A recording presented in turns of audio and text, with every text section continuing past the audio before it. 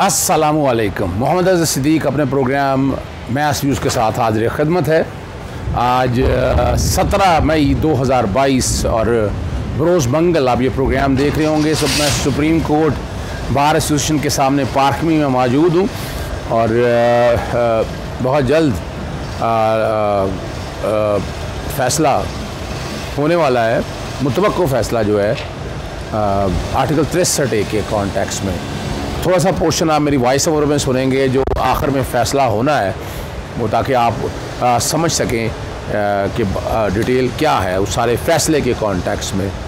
आज बड़ी तफसीली बहस हुई है। तफसीली बहस है क्या मुराद है? बुनियादी तौर पर मखदूम अली खान पाकिस्तान मुस्लिम लीग नून के लॉयर्स की तरफ से तहरीरी आर्गूमेंट जमा करा दी गई। उन्होंने मौक़िफ़ इख्तियार किया कि उस वक्त वो अपोजिशन में थे और आज हुक्मरान के तौर पर हैं, तो स्टैंस आप कह सकते हैं बदल सकता है या ऐसी कोई बातें आप देख सकते हैं कि हालात और वाक़यात किस तरफ चल रहे हैं। लेकिन जो सबसे अहम इशू जो है, अटॉर्नी जनरल साहब ने आज दलाइल शुरू की और मैंने, आपको याद है, मैंने जब लाहौर से मैं अपना वीडियो लिंक के ऊपर मौजूद था तो मैंने एक बात बड़ी वजाहत के साथ कही थी कि मुझे ख़बर है कि जो मौजूदा हुकूमत है वो रेफरेंस वापस लेने का कहेगी और अटॉर्नी जनरल जो है ना दलाइल में ट्विस्ट देंगे या दलाइल अपने देंगे। और आज हमने वो देख लिया कि अटॉर्नी जनरल साहब एक तरह से दलाइल अदालत को कहना पड़ा कि आपकी वफाकी हुकूमत का क्या मौक़िफ़ है। उनका बेसिकली वो सपोर्ट कर रहे थे डिफेक्शन को और यहाँ तक कोशिश की कि आर्टिकल 63 सेल्फ एग्जीक्यूटरी प्रोविजन है, ये कहा कि इसका अपने तक इतलाक़ नहीं होना, जबकि अदालत का मौक़िफ़ जो बुनियादी तौर पर हमने पहले रखा था कि आर्टिकल 63A को आर्टिकल 62 1D और 1E और 1F के साथ मिलाकर पढ़ना है। और जब आप पढ़ेंगे तो अब तक कई चीज़ें जो है ना वजाहत के साथ आ जाएंगी और बड़ी आसानी हो जाएगी इन चीज़ों को समझने के लिए। और इतनी बड़ा इशू इस कॉन्टेक्स्ट में नहीं है कि आर्टिकल 63A का मतलब जो है बेसिकली जो मैंने बात की थी वो डिफेक्शन, ये सेफ्टी वॉल्व है आर्टिकल 95 की एक्सरसाइज करने की वजह से। अदम एतमाद अगर लानी है तो रीजनिंग देनी होगी आपको और 63 ये रोकता है कि डिफेक्शन नहीं करनी। डिफेक्शन की 4 चीज़ें बताई हुई हैं। आर्टिकल 63 1A के तहत है कि आप वोट या दूसरी पार्टी ज्वाइन कर लें या एक पार्टी आप छोड़ दें। अब यहाँ फिजिकल ज्वाइन करने के वाले से आपने देखा कौन ज्वाइन करता है, लेकिन उसके एक्शन जो है ना वो बताते हैं। जैसे हमने मिसाल के तौर पर नेशनल असेंबली के इलेक्शन में हमने देखा कि 3 अप्रैल को वहाँ एक शैम्प अपना ख़ास तौर पर याद सादिक ने एक इजलास बुलाया और इजलास के अंदर उन्होंने वो जो सारी चीज़ें रखी वो हम सब ने देख ली, बाकायदा वोट डालेंगे तो, लेकिन इलेक्शन कमीशन ये मानने के लिए तैयार नहीं कि वोट नहीं डाला। हालांकि एक्शन जो 63 1A की इंटरप्रिटेशन, ये जो काम था इलेक्शन कमीशन ने देखना था, जस्टिफाई करना था, उसमें सुप्रीम कोर्ट में अपील दायर की जा रही है। आज MPA का केस बहुत मुख्तलिफ है। मुख्तलिफ इस कॉन्टेक्स्ट में कि यहाँ वोट कास्ट हो गए हैं, यहाँ 2 तरह से एक्शन हुए हैं। एक तो है इलेक्शन से पहले, जिसमें आपको याद है लाहौर हाई कोर्ट में भी मामला कई लाए गए, कई चीज़ें लाहौर हाई कोर्ट के सामने रखी गई और पहले इलेक्शन ही होने दिया जा रहा था, पिटीशन यहाँ दायर की गई, फिर इंट्रा कोर्ट अपील का ऑर्डर आया, उसके बाद 3 मुख्तलिफ हल्फ लेने के हवाले से ऑर्डर है, ये भी रिकॉर्ड का हिस्सा है। तो यहाँ जो बुनियादी तौर पर अदालत के सामने रखा था अमानत में ख़यानत करने के हवाले से कि, और सूरह अराफ, सूरह बकरा, सूरह आल इमरान, वो बैकग्राउंड पे ये सारी चीज़ें चल रही होंगी, आर्टिकल 63 भी देख रहे होंगे। तो यहाँ रखा कि अमानत में ख़यानत, और बताया कि ये फौजदारी जुर्म इस यानी अगर किसी ने पैसे लेकर वोट खरीद कर डाला है तो उसकी अलग एक सज़ा है। और मैंने जैसे पहले कहा था कि जैसे सिंध हाउस में या बाकी लोग लेके आए तो उनके खिलाफ सेडिशन या बगावत के या करप्शन और करप्ट प्रैक्टिस के मुकदमे दर्ज होने चाहिए थे। ये भी मैंने ये बातें आप लोगों के साथ कही हैं। यहाँ अदालत को ये बताया था कि जहाँ तक जो मसला है ना अपना करप्ट प्रैक्टिस के, वो तो अलग एक प्रोसीडिंग है, लेकिन यहाँ कॉन्स्टिट्यूशनल क्राइम इस कॉन्टेक्स्ट में है कि आपको रोका गया डिफेक्शन से।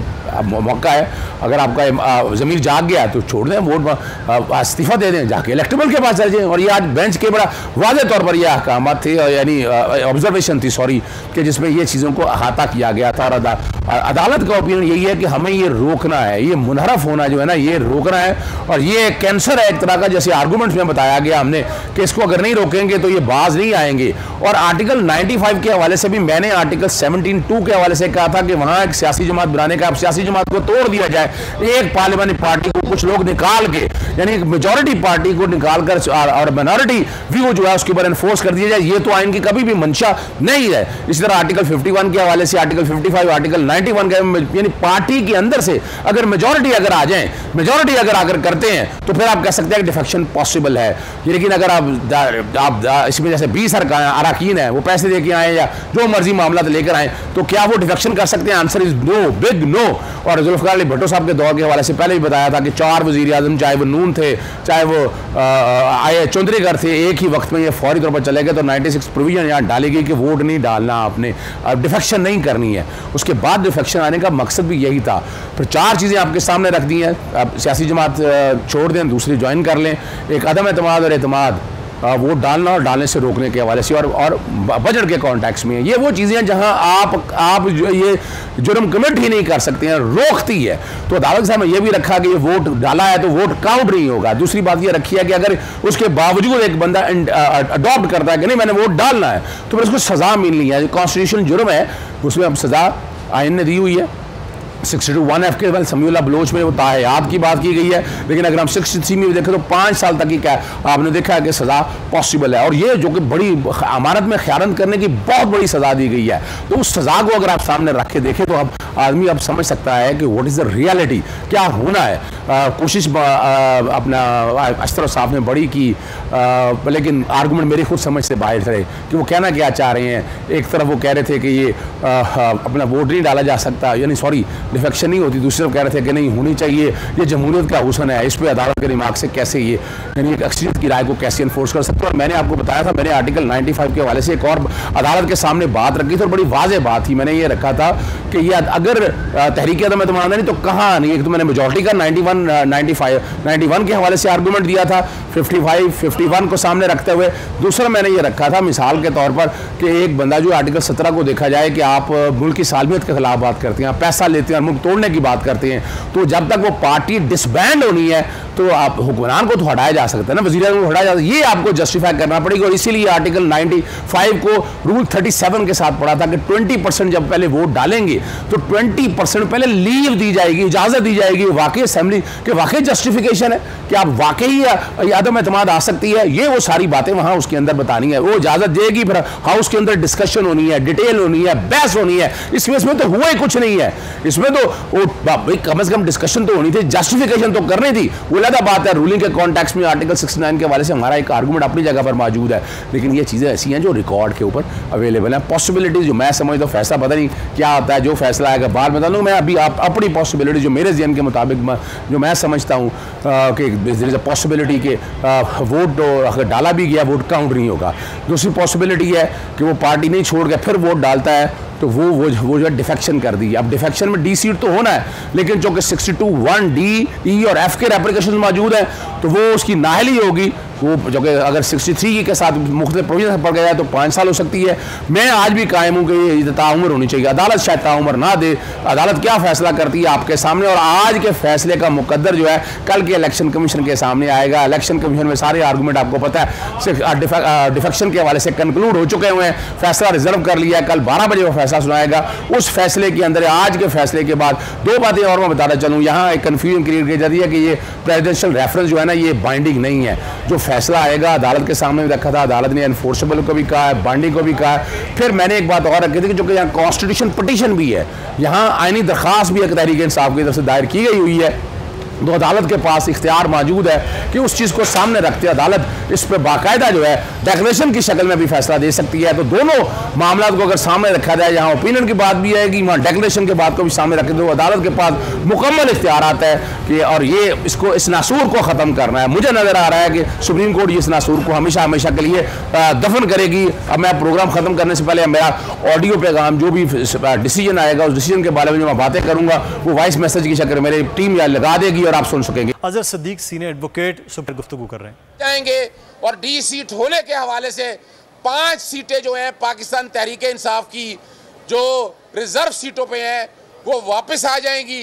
और पंजाब के वजीर आला का नया इलेक्शन अब होगा जिसमें जिसके पास अक्सरियत होगी वो वजीर आला पंजाब हो जाएगा। और इस वक्त अक्सरियत 5 अरकान जो बाकायदा माइनॉरिटी सीट जो रिजर्व सीटों पे वापस आ जाएंगे और यूँ वज़ीर आला पंजाब पाकिस्तान तहरीक इंसाफ और पाकिस्तान मुस्लिम लीग काफ का हो जाएगा। ठीक है, चलो।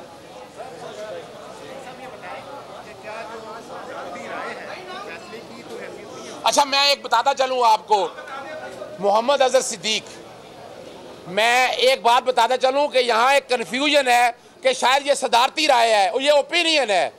यहाँ आइन के आर्टिकल 184(3) के तहत भी पाकिस्तान तहरीक इंसाफ ने एक पटिशन दायर की थी और है कि ये सारा फैसला ना सिर्फ आइन के आर्टिकल 186 के तहत बल्कि आर्टिकल 184(3) के तहत भी पढ़ा जाएगा। तो ये सुप्रीम कोर्ट का ना सिर्फ ओपिनियन है बल्कि सुप्रीम कोर्ट की ये डेक्लेरेशन है और आइन के आर्टिकल 189 के तहत तमाम अदालतों पे, तमाम अफराद पे इसका इतलाक होगा। सर 63A के हवाले से जो इब्तदाई कार्रवाई है सर, इलेक्शन कमीशन में मामला जाना था, आपको सर उनका वोट काउंट ही नहीं होगा तो ये सारे प्रोसीजर क्या खत्म हो जाएंगे? देखिए, बुनियादी तौर पर दो बातें अब आएंगी।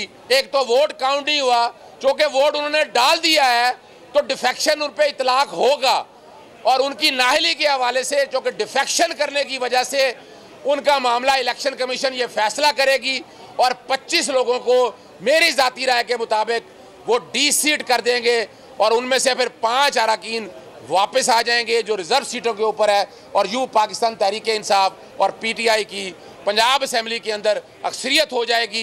इजलास बुलाना पड़ेगा फौरी तौर पर वज़ीर आला पंजाब के लिए, वो आप आने वाले दिनों में देख लेंगे। थैंक यू जी, आपने वो सारा जो मैंने बातें की थी वो आपने जो बीच में पोर्शन में लगाया हुआ है। ज़्यादा चाहूँगा। अस्सलाम वालेकुम, अल्लाह हाफ़िज़, पाकिस्तान जिंदाबाद।